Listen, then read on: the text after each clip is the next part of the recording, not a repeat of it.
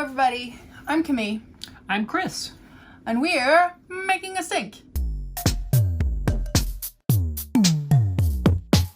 Is this a now and then? Is it a now and then? I don't think so. Okay. Yeah. I think you could put it in the thing though. Alright, it's kind of a now and then, kind of not. Now and then? Making a then? Making a whatever. Now a stink? I guess the reason why we're confused is we have some Mitsukos to smell. We have some very old Mitsukos that was given to me in decant by a dear friend from a forum, so I thank you so much for doing that. Good stuff. Also, we have another video where we smell a lot of different dates and concentrations of Mitsuko throughout history. Yeah, right? so this is just a continuation of that. Yeah, so I don't really think it makes sense to kind of do the now and then where we spray them on cards and then, try to guess which is which. These are old enough that it'll be very obvious. Yeah. Also, we've said before in other videos, we said before in the original Mitsuko video, if you haven't watched, watch it. The modern Mitsuko is darn great. Yeah. So it doesn't make sense to go nuts for an old one. This is the modern one. It smells fantastic. It's very inexpensive. Yep.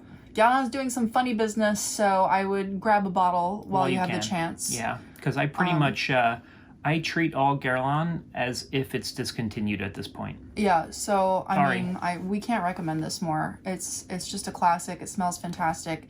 It still smells, it doesn't smell old-fashioned to me anyway. It doesn't to me either. Yeah. It did when I first smelled it, but I think that's because I grew up in French circles, so I probably was surrounded by people who wore this or something like this. Yeah, old ladies in the elevator. Yeah, I think just like the sheeper profile. This was my first sheeper that I've smelled, and remains my favorite, I think. Yep. It just brought up some childhood memories of people around me in the 90s, but. Right. In that original video, we sprayed a Mitsuko from 2005. We sprayed an EDP from 1999, and then we smelled X-trays of 84 and 85. That's amazing recall. Yes. Okay. And we talked about the new one, which you have as well. Right. EDP.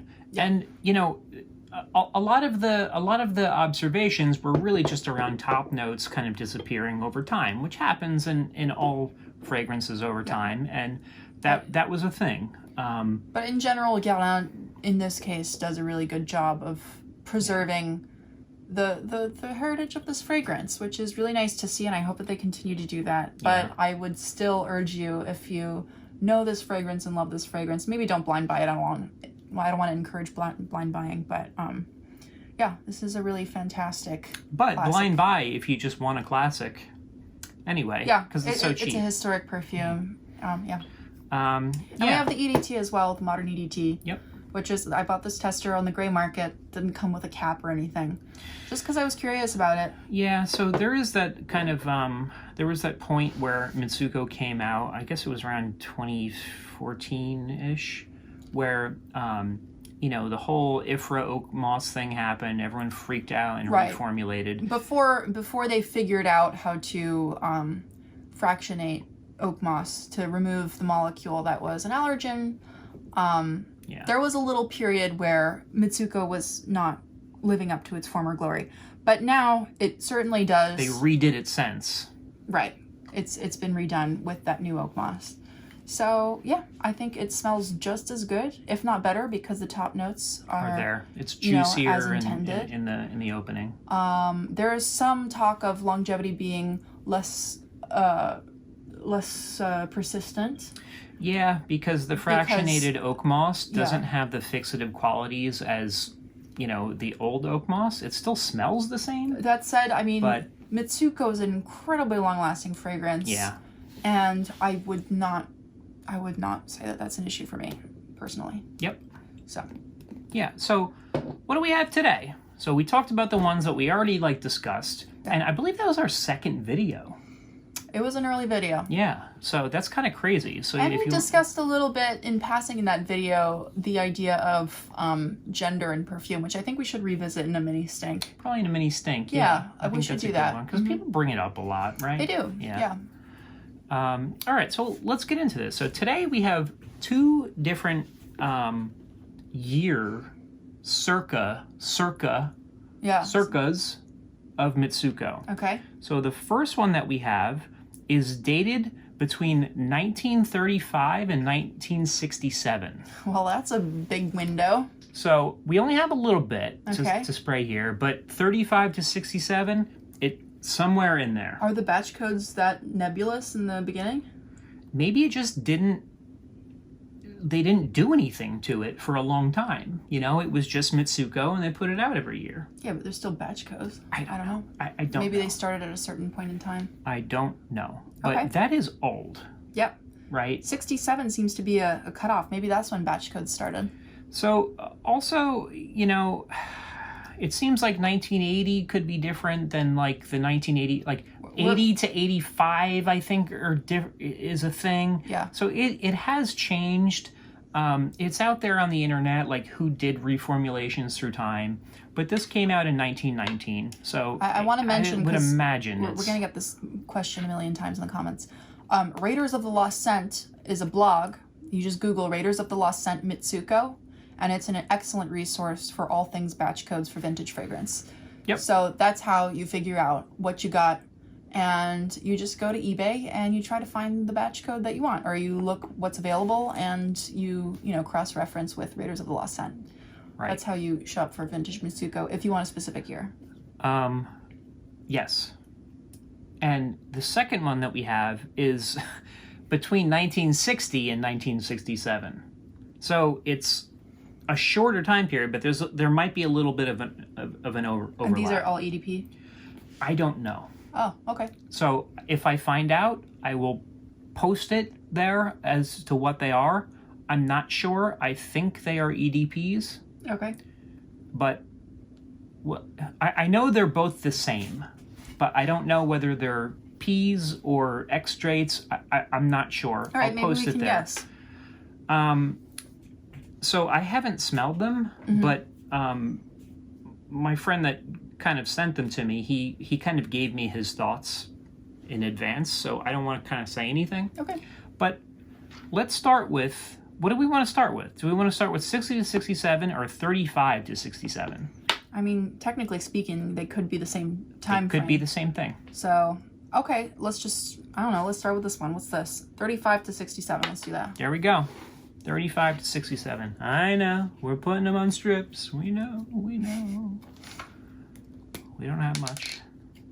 Actually, you know what?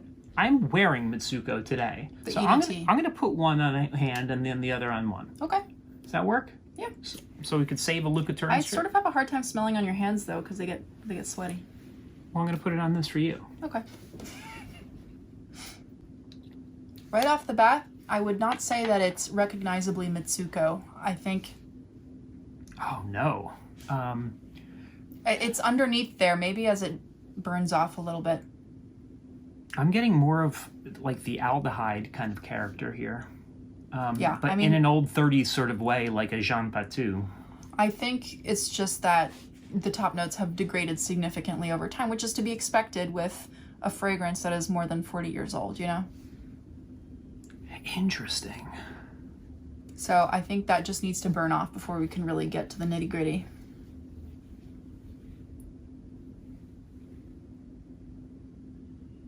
It has an aromatic, cool quality to it that I don't recognize from the Mitsuko that I know. But I'm starting to get that Chypre coming through. Yeah, this has a quality to it that is very that smells very much like the vintage kind of 30s stuff that we've smelled. But not so much in a Mitsuko way. At least the Mitsuko as we know it today. I'm just thrown off by that coolness. Yeah. It seems very light to me. Like I don't a think little- it's an X-ray.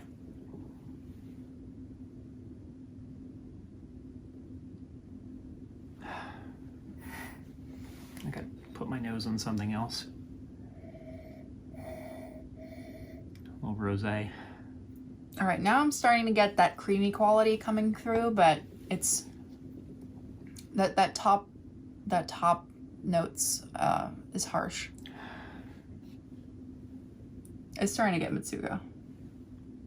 I say we just let it sit. Yeah, let's spray the other one. Let's do that. So this is the 60 to 67. Okay. So this could be the same. It could be different. The juice looks a little bit different, but that could have just been storage and such. Like this looks a little bit more. This one looks darker to me, but it's also could be newer. You know. It looks yellower too. The other one's a little pinkish. Yeah. But, I mean, we can't stress this enough. When you're smelling vintage fragrance, especially when it's this old, you're not smelling how it's supposed to smell. No. You're smelling an aged perfume that's evolved over time in a way that the perfumer maybe did not intend. Wow, yeah. That's even more off than the other one. I don't know. This one smells more to me like the extrait of like the 80s. It's got a really like sharp solvent quality up top. Almost like acetone. I just want to let that burn off as well. This one's more recognizable, I feel like, as Mitsuko, though. I don't know if I agree. Really? Wow. Okay, I'm smelling the other one now. And there's a distinct soapiness, not necessarily an aldehydic soapiness, but it reminds me of an olive oil soap in a way that... Smell it on my hand. Yeah, there as well. Yep. In a way that is surprising to me.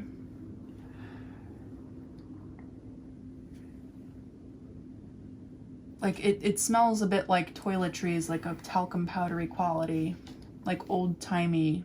Yeah, I see what you're saying. Toiletries. It smells nice. That harshness is gone now.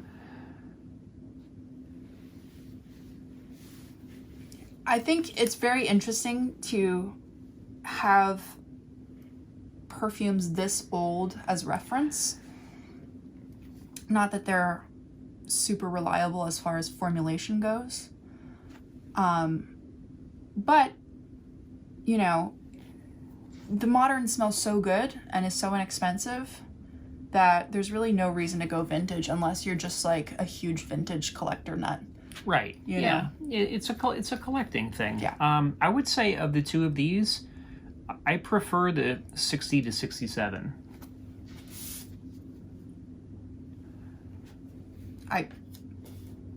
There's something so off about that top for me. Huh. You know, I'm going to spray your new one on this card too, just to kind of... It's going to be shocking how different it is.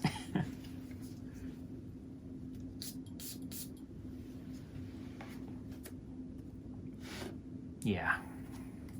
I mean, that's symphonic, you know?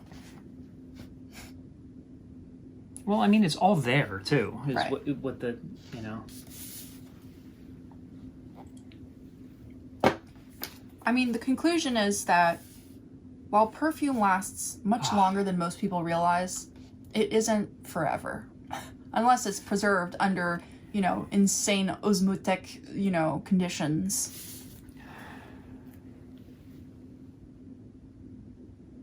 It does degrade. I like the 60 to 67 better. I don't know what it is.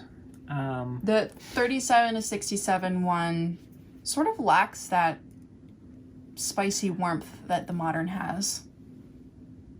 It's very cool and cold, and there's something almost sterile about it. And soapy, and it's too clean. Yeah, I see what you're saying. It is clean. Here's a new one. So you could see here the difference in color, maybe. So the one on your left So much would bergamot be up the top. 35 or the 30s to 67. The one on your right would be the 60 to 67. So there is a slight difference in color. I don't know if it's concentration or Yeah, I'm sort of being overwhelmed by the bergamot up top of the modern one on Kari. It takes a while to go away. Yeah, on Kari. You have to like get past that, because in my 1999, which was the first one I got that you bought me, it goes right to the heart, and it's just like spiciness and oak moss. And then when you got me the 2005, I sprayed it, and I'm like, whoa, this is different. And I actually thought it was fake. Like I said that in the thing. But then I sprayed both of them. I let them both sit for a while, and then tried to A and B it. And I'm like, it's the same darn thing. Yeah. You know, just top notes in there. And I think that harsh sharpness that I was smelling, which reminds me a bit of those Pour Monsieur vintages we smelled, is just like a bergamot that's gone a bit off. Right, yeah, yeah. I mean, they're all good. It's all Mitsuko, but like getting the modern one, you're not really missing out on that much. If you want to get a vintage one, get it from like the 90s or like the early thousands, I guess before 2007. I forget what year it is, but I mean, we say it in our other these video. are shadows of their former selves. Now it's interesting to smell them. I super appreciate that these decants were sent to us, because it's always super interesting to smell these different vintages. But even the ones from the 80s that we have, those were sealed. We opened those ourselves. Yeah, and one of them was off. Yeah, I think the 85, I don't think it's off so much, but I think it went there was a bit terpenic, which... Yeah, there was a difference between 4 and 5. Which can indicate that something's gone off. Yeah. Or it was just, maybe there was a reformulation there. I don't know. But the 84 was very good. I've heard that the 1980 is different. I wonder if these aren't EDTs, because they strike me more as like a Cologne vibe. Yeah, they're very kind of Cologne. You're right. Yeah, which the EDT does have. It's lighter. It's less of a sheeper profile on this one for whatever reason. Yeah, you don't get it as much, and I don't know if that's just I don't know if it's formulated different or if it's just lighter in general. But I'm actually wearing the EDT today because it's hot out. It's great. I like it, but I would say the 1990 or the EDP is the way to go. You know, the X-rays, they're close, they sit closer, but in terms of, you know, projection and smell and complexity, I feel like the EDP is kind of sitting in the right spot for me. For sure. Yeah. I mean, I love this fragrance. It's always going to be in my fragrance wardrobe. And I have no qualms having a modern bottle. None. And I have no qualms spraying the shit out of it because it's inexpensive and I should probably get a backup while I still can. Yeah. But yeah, this is a fabulous fragrance to have in your collection. Yep. Yep. So there you have it. Mitsuko. Yeah. How you like Camille's dress? She just got it. It's nice, right? Tell her. Tell her in the comments. It's nice. I'm getting into 80s dresses. I was very uninspired by clothes for a while. Right.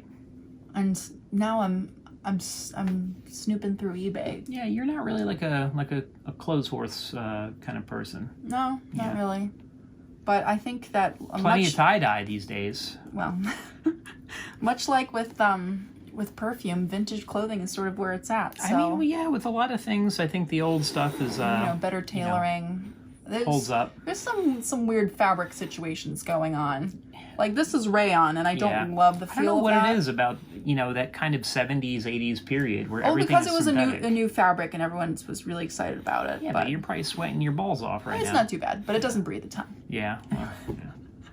Anyway, cheers, everybody. Thank you so much for these decants. Yes, thank you. And we will see you next time. Why don't you slurp for your friend? Oh, that's right. It's always so helpful when people send us stuff to talk about because we're running out. Not really, though. There's still so much we have. There is a lot to talk about. Yeah. And it's always good to sit with things a little bit. Yeah. So, see you in the next one.